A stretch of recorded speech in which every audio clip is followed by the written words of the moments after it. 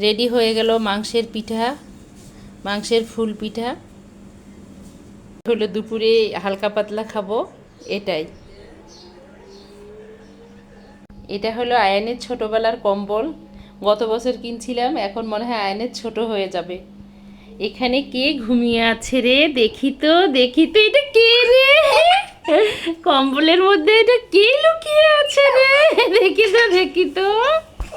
আসসালামু আলাইকুম সবাইকে। আপনারা সবাই কেমন আছেন? আশা করি ভালো আছেন। আমরাও আল্লাহর রহমতে ভালো আছি। আজকে আর একটা ছোট্ট ব্লগ নিয়ে আসলাম। তো নাস্তা খাওয়া শেষ সবাই রে।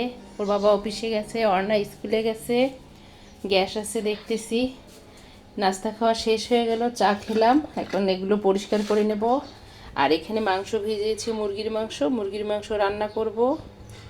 আর বাচ্চাদেরকে আজকে একটা ফুল পিঠা বানাই দেবো, ওদেরকে বলেছি। তো এগুলো ধুয়ে নেই, ধুয়ে মাংসটা পরিষ্কার করে নিয়ে বসাই দিই, তারপর আবারও আসতেছি। তো মাংসটা বসিয়ে দিয়েছি। আমি দেবো আলু, কারণ অর্ণা আলু ছাড়া খেতে চায় না। 3টা আলু কেটে নিয়েছি, 3টা না 4টা যেন কেটে নিয়েছি।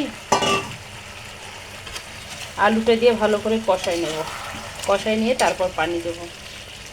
তো এই তো মাংসটা বসিয়ে দিয়েছি। আর মাংসতে একটু লবণ বেশি হয়েছিল, এজন্য আস্ত রসুন দুটো দিয়ে দিলাম, যেন লবণটা না লাগে। কারণ লবণ বেশি হলে ওই তরকারি ওর বাবা খেতে চায় না। এই যে একটা রসুন, এই জন্য রসুন দুটো দিলাম, যেন আর লবণ বেশি না লাগে। ওর বাবা ভর্তা দিয়ে খাবে, তবু লবণ বেশি হলে তরকারি খাবে না। এই রসুন দুটো দিয়ে দিলাম, আর লবণ লাগবে না। তো মাংসটা হয়ে যাক। আমার বাবা হলো খায় রসুন দিয়ে তরকারি, আস্ত রসুন দিয়ে। আমার মা রান্না করে কবুতরের মাংস, হাঁসের মাংস আর মুরগির মাংসতে আস্ত রসুন দেয়। আমার বাবা খুব পছন্দ করে আস্ত রসুন। বাটা রসুন দেয়, দেওয়ার পরও আস্ত কয়েকটা রসুন দিয়ে দেয় ছোটো ছোটো, ওগুলো খায় আমার বাবা। তো আমিও আজকে লবণ বেশি হয়েছে দেখি এই দুটো দিয়ে দিলাম। করেছে সকালে, তারপর কলা দিলাম, কলা খেয়েছে আধা ঘন্টা আগে। এখন আয়ানের হরলিক্সের টাইম, আয়ান এখন খাবে হরলিক্স। আমার হাতে মশা কামড় দিয়েছিল, মশাটাকে আমি করছি, অ্যালার্জি তো, চুলকাইছি একদম, কি হয়ে গেছে, বিশ্রী অবস্থা হাতটার। তো এখন আয়ানকে হরলিক্স দেই, এদিকে মাংসটা হয়ে যাচ্ছে রান্না। দেখি কোথায়, এটা কে রে?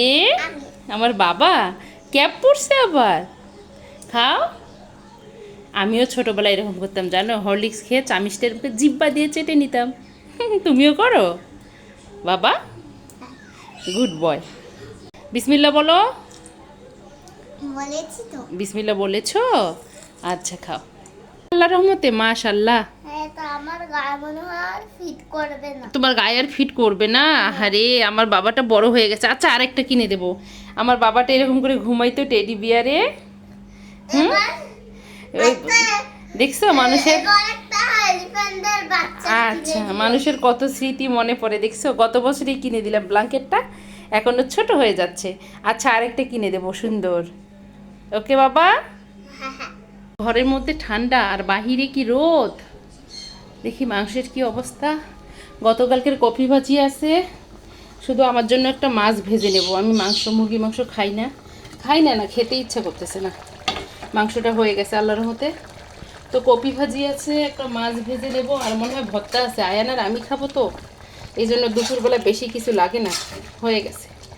আলুটা হয়েছে, হ্যাঁ সেদ্ধ হয়েছে, আলু সুন্দর হয়েছে। রান্না শেষ, এখন শুধু একটা মাছ ভেজে নেই। কাটাকাটি আর দেখাইলাম না, এটা আমার জন্য ভেজে নিচ্ছি, আমি খাবো। আমার মাছ খুবই পছন্দ, আমার সবজি আর মাছ খুবই পছন্দ। তো রান্না কমপ্লিট, এখন খাবো। গতকালকে যা ভর্তা করেছিলাম সব শেষ করেছি। সবাই অর্ণা খেয়েছে, ওর বাবা, আমিও, আয়ান। কারণ আমার ঘরে ওরা সবজি খেতে চায় না, এই জন্য আমি ভর্তা যদি করি ওরা সবাই একদম সুন্দর করে খায়। আবার আমার ঘরে বাচ্চারা দুধ খেতে চায় না, গরুর দুধ, এই জন্য ডিম আর দুধ দিয়ে আমি পুডিং করে দেই, তখন মজা করে খায়। তো এইভাবেই বাচ্চাদেরকে বুদ্ধি করে খাওয়াইতে হয়।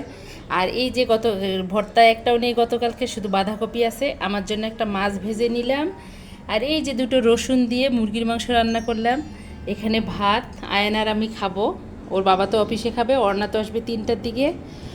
আর কোনো দিদি ভাই বা কোনো আপু যদি আমার রান্নার প্রশংসা করে, আমার হাসি পায়, কারণ আমি রান্না করতে পারি না। আমি দিদি ভাই আপুদের রান্নার চ্যানেল দেখে দেখে রান্না শিখি। তো ভুল ত্রুটি হলে ক্ষমার দৃষ্টিতে দেখবেন। খাওয়ার পরে একটু রেস্ট নেব, রেস্ট নেওয়ার পর বাচ্চাদের জন্য পিঠা বানাবো, মাংসের পিঠা। তো দেখতেই থাকুন, খাওয়া করে আবারও আসতেছি। তো আমি এখন এখানে কড়াইতে গরম পানি বসিয়েছি। আয়ান ঘুমানোর সময় আমাকে বলেছে, সে শর্ত দিয়েছে এক শর্তে ঘুমাবে, যেন আমি তাকে পাস্তা রান্না করে দিই। তো এই তো পাস্তা নিয়েছি, পাস্তাটা ওকে রান্না করে দিই, ও ঘুম থেকে উঠে খাবে।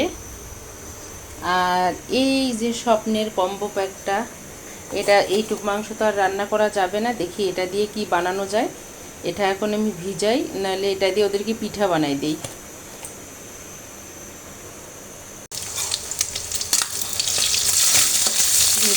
পাস্তাটা সেদ্ধ করে নিয়ে নিয়েছি, এখন ডিম দিয়ে দিলাম 3টা। আয়নের শুধু ডিম চাই, ডিম ছাড়া কিচ্ছু বোঝে না আয়ন। তো এই যে সস দিয়ে দিলাম, পাস্তাটা রেডি হয়ে গেল। এখন দেখি মাংসটা দিয়ে পিঠা বানাইতে পারি কিনা।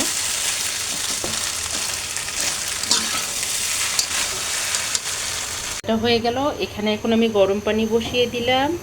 আর এই যে সেই স্বপ্নের কম্বো প্যাক আপনাদেরকে দেখাই, এটা তো 4-5 জনের হবে না, এটা ব্যাচেলার যারা তাদের হবে। তো এটা দিয়ে মাংসগুলো একদম ফ্রেশ, আর হাড়টা যেটা ছিল সেটা ফেলিয়ে দিয়েছি। তো এটা দিয়ে ওদেরকে ভাবছি পিঠা বানাই দিই। তো এই যে গরম পানিতে দিয়ে আমি আধা ঘন্টা মাংসটাকে সেদ্ধ করে নেব। 6 পিস আছে মোট, একদম ফ্রেশ হাড় ছাড়া মাংস। যেটা হাড় ছিল সেটা ফেলিয়ে দিয়েছি। আধা ঘন্টা পর সেদ্ধ হয়ে গেলে এটা দিয়ে আমি পিঠা বানাবো।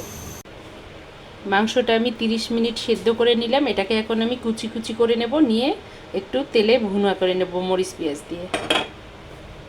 মাংসটা পিস করে নিয়েছি। আর এখানে আমি পিঠা বানানোর জন্য নিয়েছি পেঁয়াজ, কাঁচামরিচ, একটা আলু, ওই যে স্বপ্নের আলুটা রেখে দিয়েছিলাম ওটা, আর হলো রসুন কুচি। তো এটা দিয়ে এখন আমি পিঠাটা বানিয়ে নেব।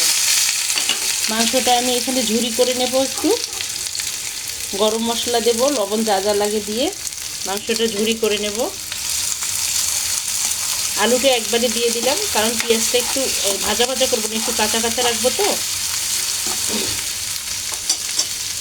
এই যে আমি এখন মাংসগুলো দিয়ে দিচ্ছি। 30 মিনিটের মতো মাংসগুলো করে নেব। আর সেই স্বপ্নের ঐতিহাসিক মশলাটা দিয়ে দিচ্ছি। আমার কাছে ছিল না, তো এই জন্য আমার এত ভালো লাগছে, বারবার দেখাচ্ছি। আপনারা আবার মনে করেন না আমি স্বপ্নের অ্যাড দিচ্ছি। আর এই যে লাল মরিচের গুঁড়াটা দিয়ে দিলাম, পরিমাণ মতো লবণ দিয়ে দিলাম।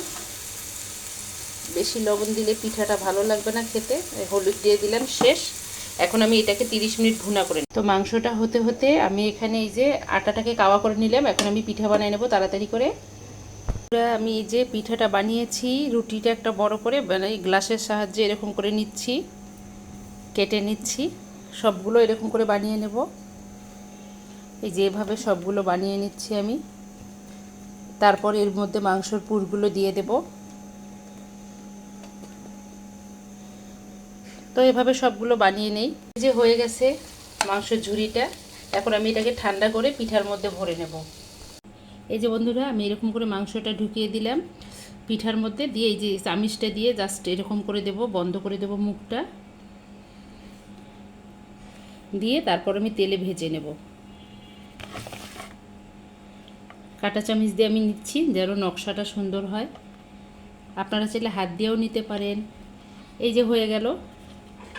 এভাবে আমি এখন পিঠাগুলো বানিয়ে নেব। তো বন্ধুরা, এই যে আমি সবগুলো এভাবে বানিয়ে নিলাম। পিঠাগুলো দেখতে খুব সুন্দর লাগতেছে। এখন আমি এগুলোকে তেলে ভেজে নেব।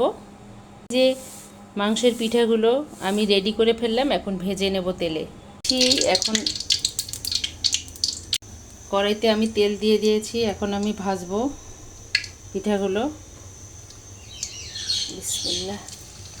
এভাবে আমি একদম গরম তেলে ভেজে নেব পিঠাগুলো। এই যে নাস্তাটা রেডি হয়ে গেল। পিঠাটা বাচ্চারা যদি খেতে চায় এরকম করে সস দিয়ে দিতে পারেন, তাহলে বাচ্চারা মজা করে খাবে। আর বাকিগুলোই যে এখানে আছে। আর এই যে পাস্তা, আজকে আমাদের নাস্তা হলো এগুলো। তো এই যে বন্ধুরা, পিঠাটা হয়ে মজা হয়েছে। এই যে পিঠাটা আয়ান খাচ্ছে, খুব মজা হয়েছে বললো। যদি ভিডিওটা ভালো লাগে লাইক করবেন, শেয়ার করবেন, সাবস্ক্রাইব করবেন, অর্নাস মমের সঙ্গে থাকবেন। আজকে এই পর্যন্ত, আল্লাহ হাফেজ। আর এটা আপনারা চিকেন দিয়েও বানাইতে পারেন। আল্লাহ হাফেজ, আসসালামু আলাইকুম। আল্লাহ হাফেজ বলে দাও।